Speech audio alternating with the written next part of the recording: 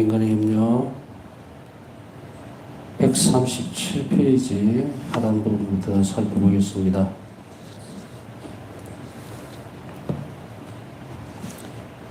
협력의 자매에서 우리는 지금 사제의 삶을 살펴보고 있습니다. 머리이시며 교회를 기르시는 그리스도를 유형화할 수 있는 것은 바로 사제다. 그래서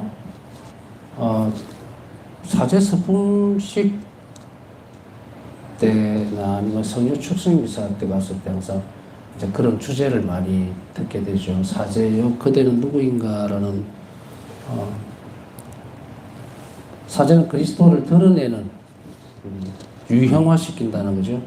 그래서 바로 사제들의 직무뿐 아니고 정체성을 그대로 잘 드러내는 것도 핵심적인 요소가 됩니다. 그래서 지난 시간에 여러분들 기도가 많이 필요하다는 것은 단순하게 기도가 필요하다라는 측면이 아니고 그렇게 함으로 인해서 각 사목지에 있는 사제들이 거룩해지지 않으면 그 교회 자체에 각 교회에 주어지는 은총이 달라진다는 이야기예요. 이 부분들은 성모님께서도 분명히 하고 계시죠. 모든 성당이 원총이 똑같은 것은 아니다. 이 말씀을 이제 바울사상 1기에서도 우리가 살펴보면 분명하게 드러내고 있죠. 그런데 바울사상 1기에서는 보면 유독 드러나는 게 도드라지는 게 뭐냐면 사제들의 거룩한 뿐 아니고 교회의 일원인 우리 각자라는 그 말씀을 하고 있어요.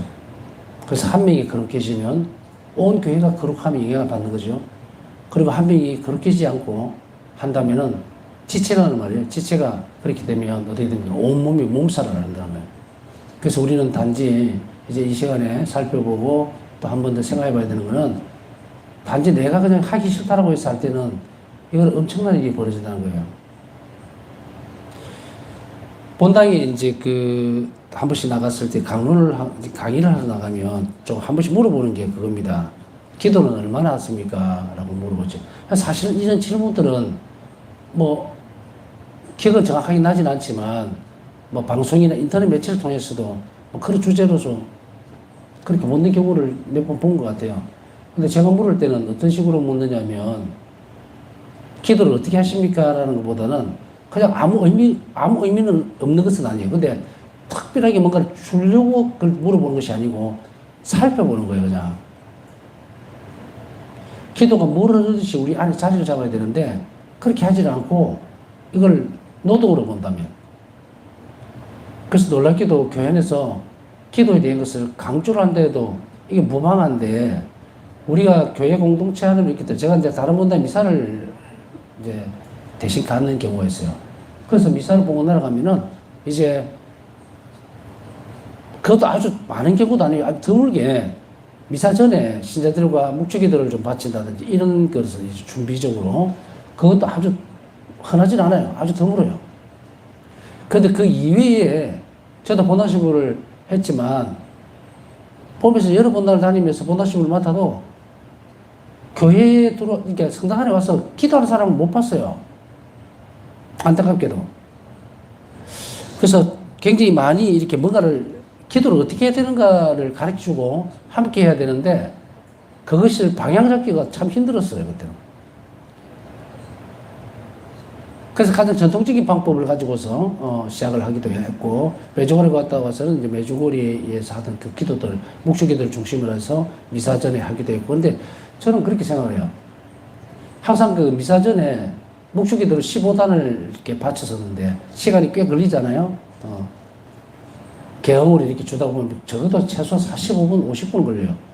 근데 그걸 왜 계속 매일 했느냐면 신자들에게 그 시간만큼이라도 기도를 좀 참여시키고 싶은 생각이었어요. 그런데 오늘날은 어떠냐면 글쎄요.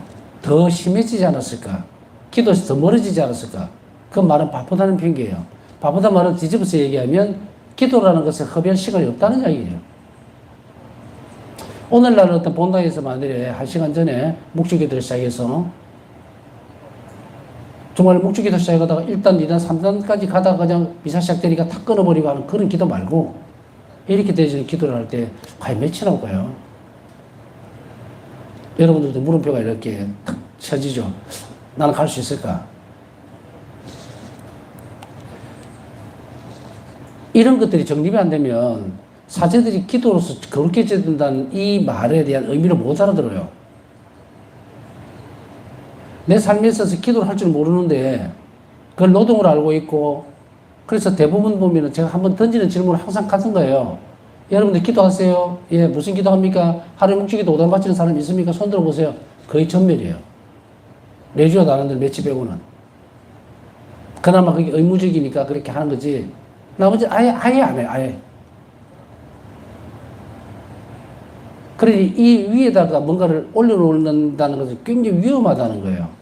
그래서 본당신고 할 때도 이 아슬아슬한 틀 위에다가 자꾸 올려놓으려고 그러니까 자꾸 무너지는 느낌.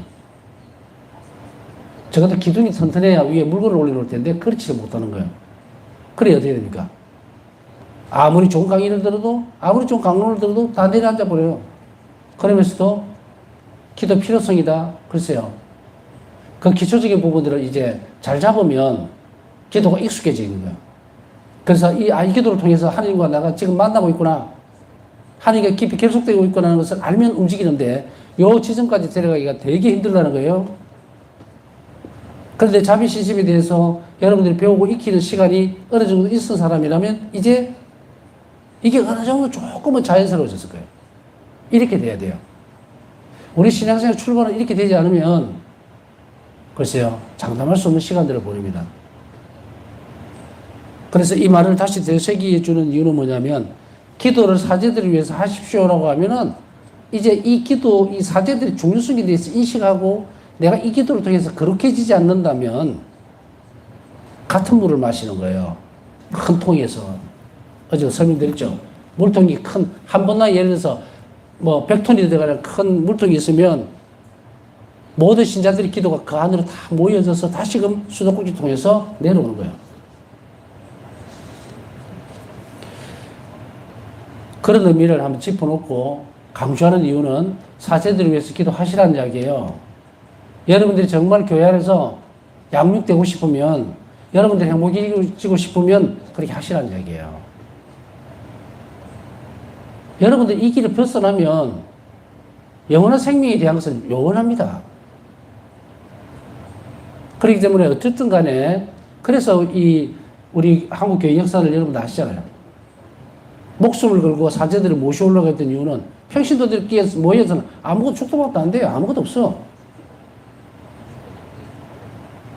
그러니 이 부분들을 우리 한국교회에서는 이제 역사적으로 보면 사제들을 모시고 오고, 이제 가성식 제도도 있었죠. 평신도들 중에서 대표로 그걸 하면서 미사 흉내를 내고 그 끝이에요. 나중에 이제 그것이 역사적으로는 이제 잘못된 오류를 바로 잡기는 합니다.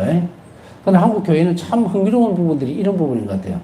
제가 뭐 한국 교회사를 전공한 사람이 아니라서 조목조목 뭔가를 흥미롭게 풀어주지는 못하지만, 그러나 우리 한국 교회 안에서 가장 독특한 것은 뭐냐면 잘못된 것을 바로잡으면서도 동시에 그걸 위해서 목숨을 내놓는다는 거예요. 순교 역사들이 참 엄청난 그 역사를 가지고 있어요, 우리나라도. 근데 이것이 우리가 순교자들의 후손이나 우리 자신들의 모습들을 보면 신앙생활이 정말 너무 많이 나약해져 있죠.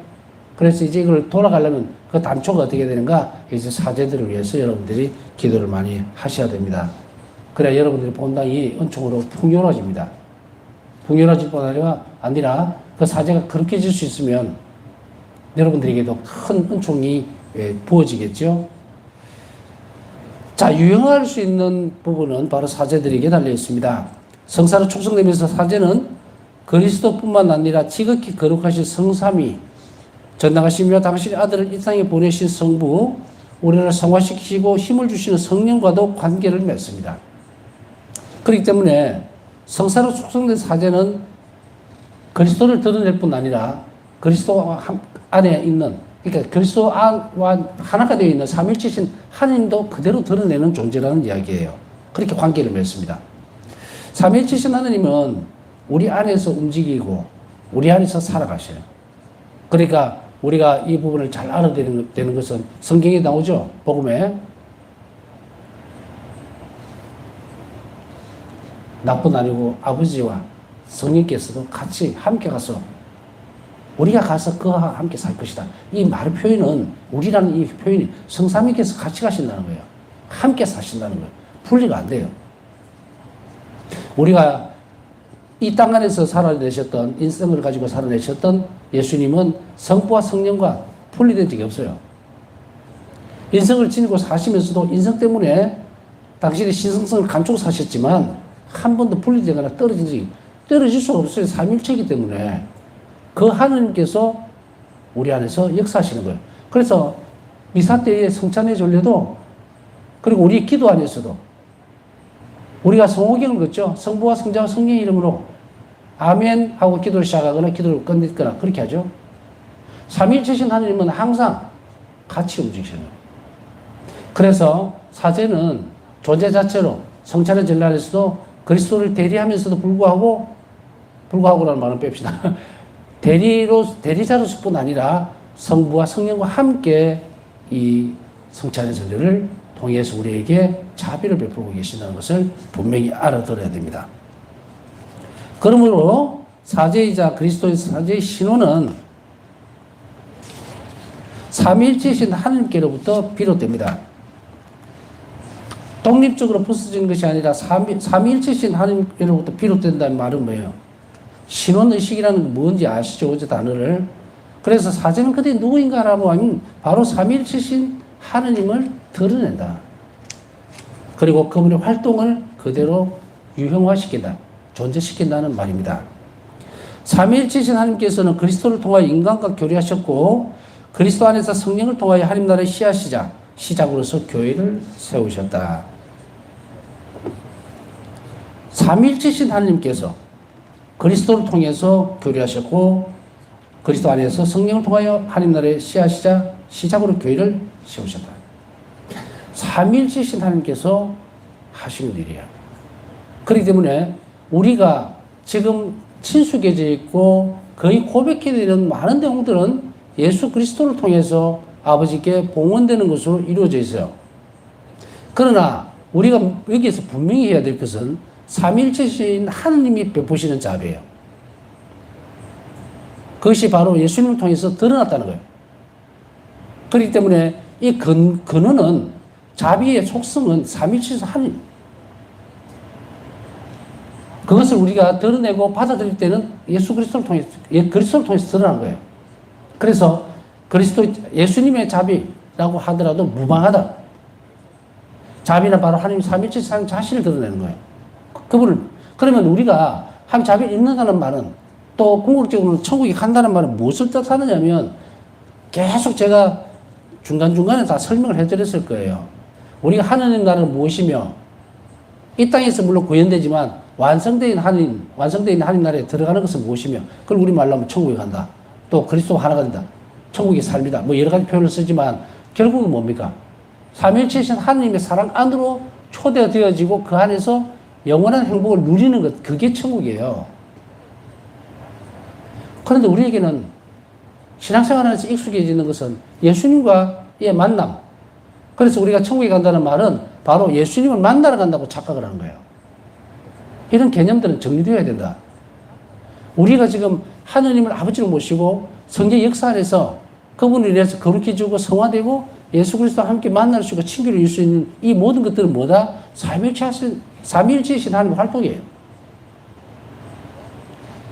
그렇기 때문에 아버지께서 베푸시는 자비는 누구를 통해 드리냐? 바로 예수 그리스도를 통해서 드러난 거예요. 구약을 살펴보면 하나님께서는 당신 자비로운 모습들을 드러내시지만 그러나 그 자비로운 모습은 무엇으로 구원으로 연결되어 주시는 자비로운 사랑으로서 드러나야 되는데 구약에서는 뭐가 없어져 버렸어요. 원죄 이후에 하느님의 초월적인 사랑이 박탈당했다 그랬죠. 그래서 원죄 이후에 구약에 있는 사람들은 하느님을 섬길 수는 있지만 사랑할 수는 없었다는 거예요. 그래서 보류되어 있는 거예요. 박탈당했다. 왜? 원죄가 뭐에서 일어난 겁니까? 자비를 잃어버린 거예요. 자비의 배반이에요. 응? 자비를 배반했다는 것은 뭐냐? 사랑을 배반했다는 것이고 그것이 박탈당하는 거예요.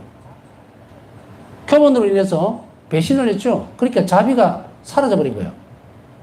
그래서 우리 자신들이 이웃에게 줄 수 있는 자비도 사라져버린 거예요. 그러니 구약은 어떻습니까? 치고받고 싸움하고 난리법석을 지키고 그러나 그렇다 하더라도 하나님의 사랑은 어떻게 우리에게 뭐로 주어집니까? 믿음과 희망은 그대로 잔존시키는 거예요.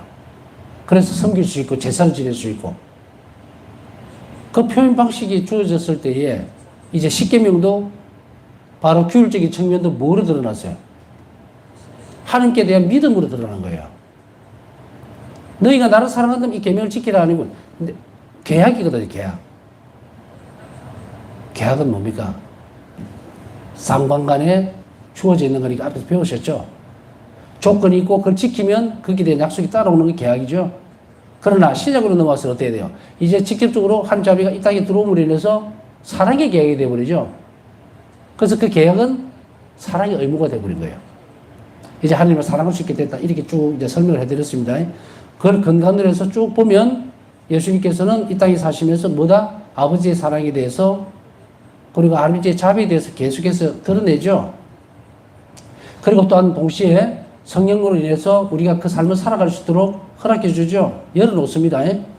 이게 삼위일체께서 같이 활동하신 거죠. 그 이야기를 지금 하는 겁니다. 그래서 교회를 세우신 것도 바로 예수님의 한 분이 할 수 있는 부분이 아니에요. 그래서 쉽게 얘기하면 삼위일체신 하나님은 떨어질 수가 없다. 여기에서 이렇게 강조를 하는 이유는 뭐냐면 우리가 이 아버지에 대해서도 알고 있고 성령에 대해서도 알고 있고 예수님에 대해서도 알고 있는데 오늘날 이 개념적 부분이 아니고 신앙적 측면에서 이 삼위일체께서 나누시는 그 사랑에 대해서 자비에 대해서는 우리가 머리가 인식을 안 하고 있다는 이야기예요.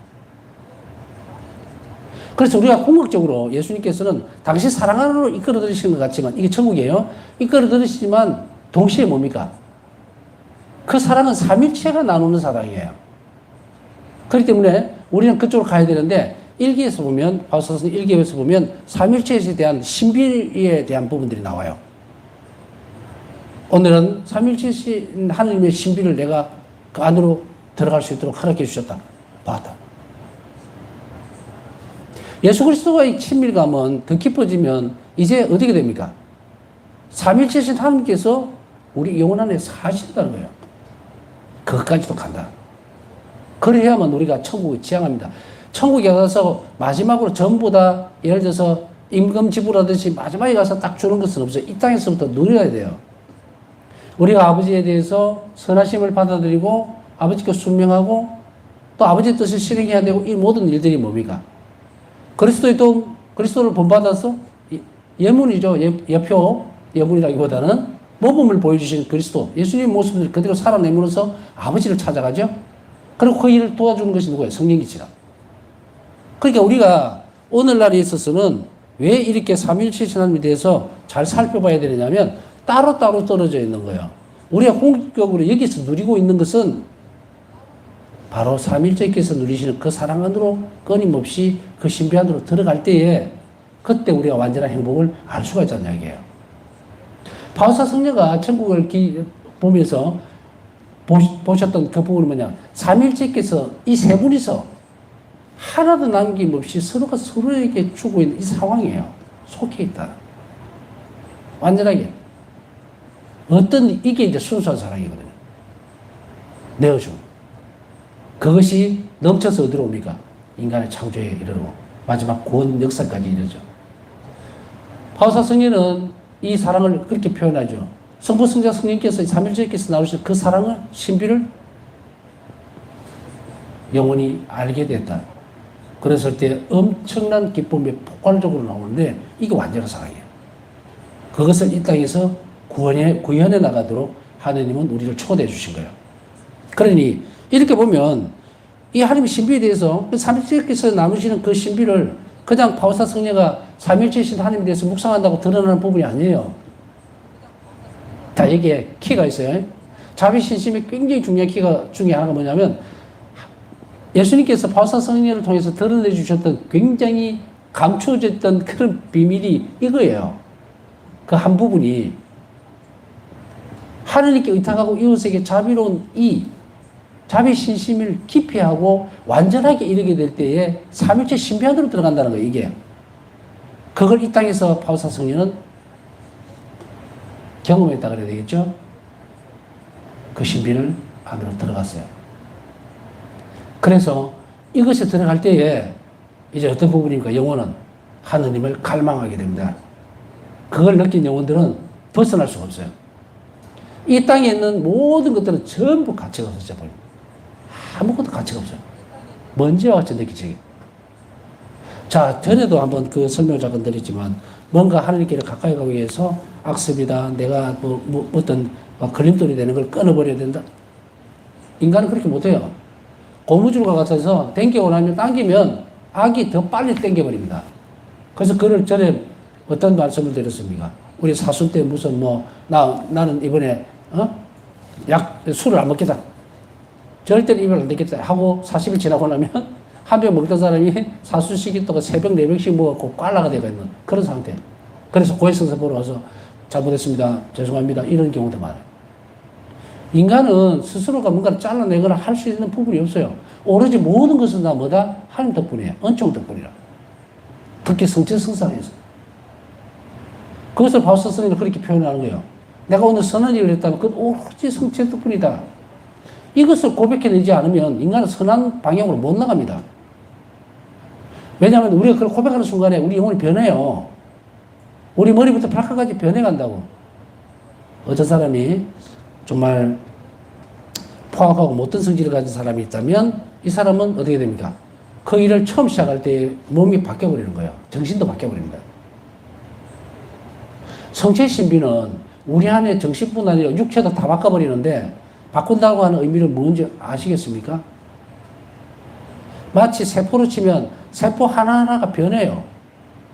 우리가 욕설을 하거나 아니면 화를 내거나 남을 무시하거나 용서 못하겠다고 앙심을 품는 순간에 우리 육체뿐 아니고 정신, 특히 영혼이 변해버립니다. 고해성사는 신비는 이것을 다시금 돌려놔요. 다시 시작할 기회를 줍니다. 그런데 여기에 뭐가 생깁니까? 완전해지질 않으니까 허점이 생기죠. 그래서 자꾸 또 생사를 보고 나도 교회에서 멀어지고 기도생활 잘하던 것도 못하게 되고 하는 그 틈을 이해를 못하는 거죠. 그래서 이런 얘기를 합니다. 아주 열심히 저는 열심히 살았습니다. 신앙생활 열심히 하고 성당 활동도 열심히. 그러나 어느 순간에 제가 자꾸 멀어지게 되고 성당에도 잘 안 가지게 되고 이렇게 돼요. 이제 왜 그런지 아시겠습니까? 끊임없이 계속 성장해내야 돼요, 우리가. 정신뿐 아니라 육체 전체가. 하나님께를 향하도록 하는 것은 그냥 이렇게 왼쪽에 있다 오른쪽으로 풀적되는 그런 과정으로 이해하면 천만에. 누군가 성체성사의 신비. 왜 예수님께서, 하나님께서 사람이 되셨는가? 그리고 예수님께서 왜 당신 자신을 먹고 마시라고 남겨놓으셨는가? 그 신비를 우리가 묵상하고 그 가까이만 가면 엄청난 일이 내 안에서 일어나고 있다는 것을 알 텐데 관심이 없는 거예요. 그냥 완전히 청개구리가 이렇게 뛰듯이 신앙생활 자체를 점프를 해버리게 이렇게. 그렇게 해서 마치도 잘하는 것 같이 고개만 끄덕끄덕하고 아 그래. 그래 속을 들여다보면 하나도 모르더라고요.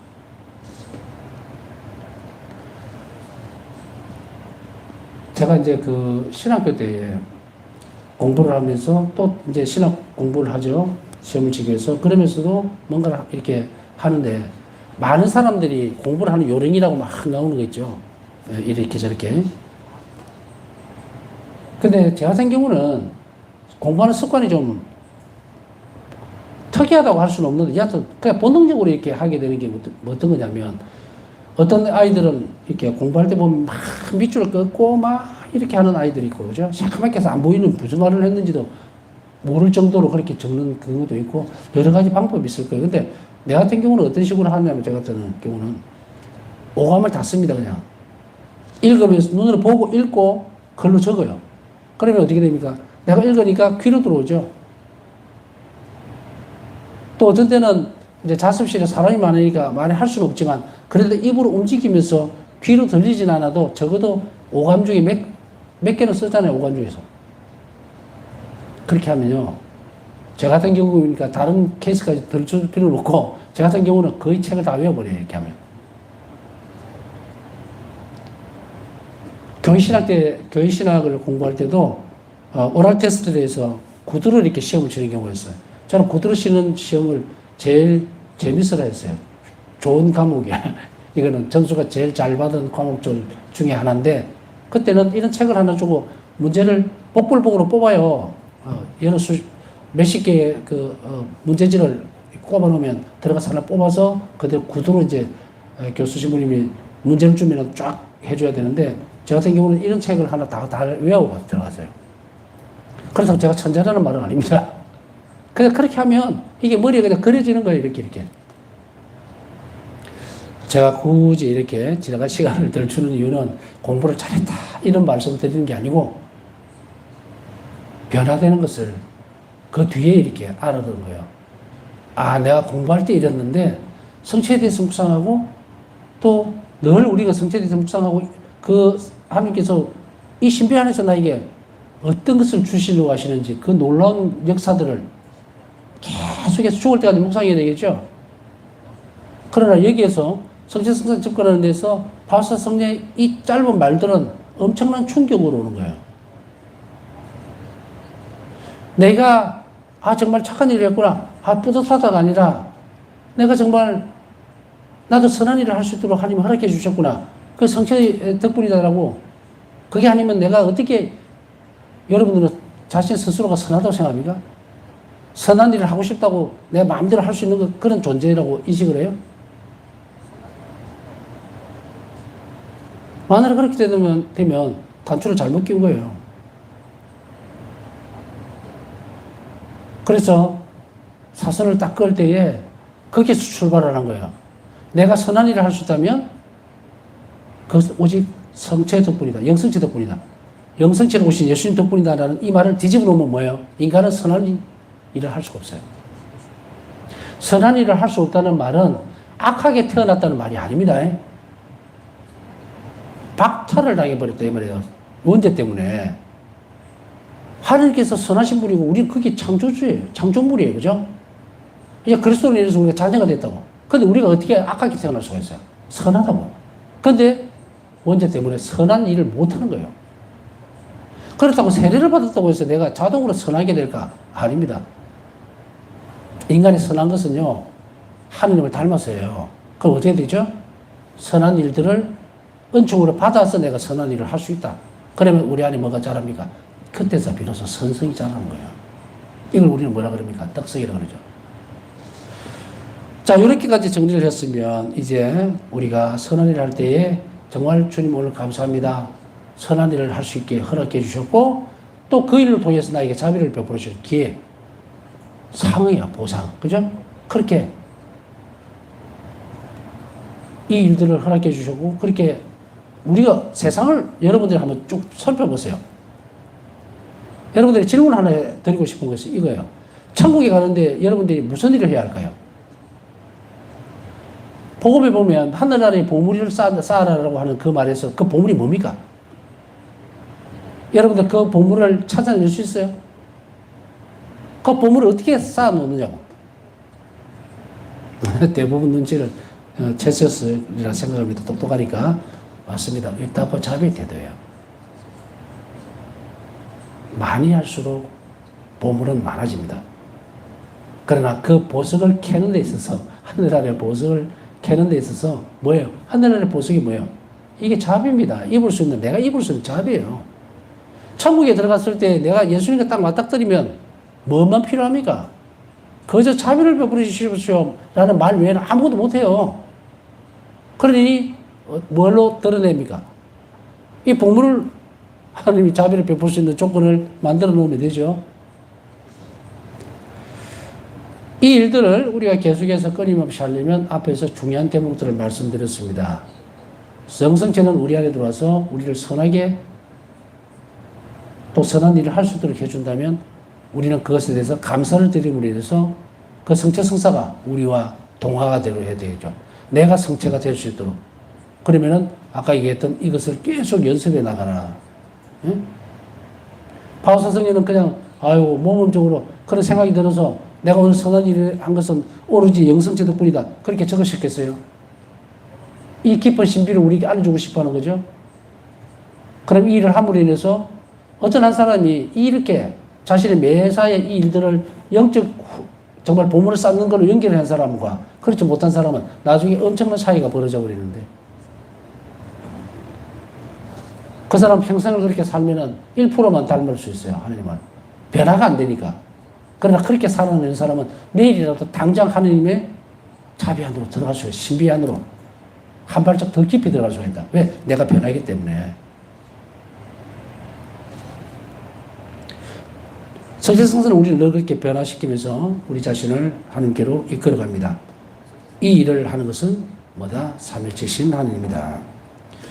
여기에 사제 신론의 중요한 요소인 사제 사명이 있다. 사제 사명은 무엇일까? 신론의 중요한 요소이라고 했어요. 신적 성격을 갖는 사제 사명의 핵심은 첫 번째로 성부께서 성령 안에서 아드님을 보내신 것을 반영하는 것인데 여기에서 성부께서 성령 안에서 아드님을 보내신 것을 사제들은 반영을 해야 되는데 어떻게 반영을 할 것인가? 그 다음에 그 궁극적인 목적은 하느님 모든 백성을 구원하는 것이다. 하느님의 백성을 어떻게 구원할 것인가? 어떻게 구원할 것인가? 그리고 아드님을 보내신 아드님을 성부께서 성령을 보내신 아드님을 어떻게 반영할 것인가? 답은 자비입니다. 그리스도께서 사제의 역할은 누구인가라고 하면 사제는 그리스도를 닮아 자비로운 사람이에요. 하느님의 자비를 드러내는 사람이 신원이에요. 그래서 예수님은 바오사성에게 뭐라고 말씀하셨어요? 너는 나를 닮아서 언제나 어디서나 늘 자비로워야 한다. 이 뭡니까? 신원의식이에요. 그러면 그리스도인들이 이렇다면 사제는 이것을 어디에서 드러내야 되는가? 바로 성사 안에서 드러내고 자신의 삶 안에서 드러내야 돼요. 사제는 두 가지의 모습으로 살아갈 수밖에 없어요. 신원이라는 게 사제의 신원이 있고 성사로서 목자로서 신자들을 구원을 이끌어갈 책임이 있고 내적으로 들어가면 한 그리스도인으로서 성화되고 거룩하게 되고 그리고 하나님께 온전히 의탁하는 그리스도인으로서의 완성을 가져와야 돼요. 두 가지가 같이 들어가 있다. 그러나 그 중에서 무슨 자리를 차지한다면 사제로서의 살아가는 이 신혼의식이 먼저일 것인가라고 생각할 수 없어요. 두 가지가 동시에 가야 돼요. 동시에 가야 되는데 이 두 가지를 분리해서 볼 필요는 전혀 없습니다. 사제가 영성체를 하고 영성체를 성체를 성사를 집전을 영성체를 성체를 나눠주죠. 그랬을 때 어떤 부분입니까? 우리가 그 부분 안에서 그리스도와 일치해야 되는 그것은 사제로서 신혼의식 그것도 있지만 더 깊이 들어가면 한 명의 그리스도인으로서 예수님과 깊이 결합해야 된다는 당위성의 문제가 드러난다는 거예요. 그래서 우리는 사제가 자신의 거룩함 속에 살아갈 수 있도록 그렇게 기도를 해줘야 합니다. 그렇게 해야만 사제가 성사를 통해서 어떻게 할 수 있다? 그리스도의 충만한 사랑이, 다시 얘기하면 이런저런 것이 아니라 오로지 자비로운 것을 드러내줄 수가 있다. 이 말이에요. 그러기 위해서는 여러분들이 사제들의 거룩함, 하나님께 다가가고 이웃에게 자비로울 수 있는 사제가 될 수 있도록 끊임없이 기도해 줄 때에 사제의 활동을 통해서 여러분들도 무엇을 얻을 수 있는가? 바로 자비를 입을 수 있다. 이렇게 얘기할 수 있습니다. 남은 시간 묵상하면서 오늘도 하나님 자비를 정하신 분들을 위해서 함께 기도해 주시기 바랍니다.